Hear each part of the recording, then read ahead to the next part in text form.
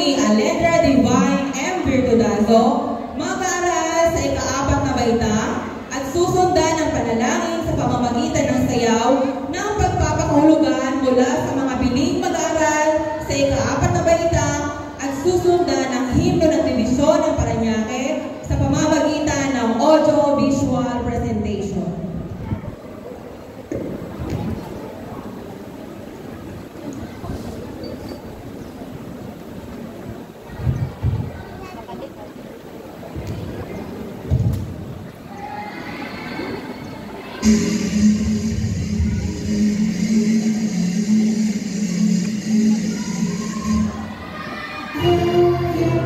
Thank you.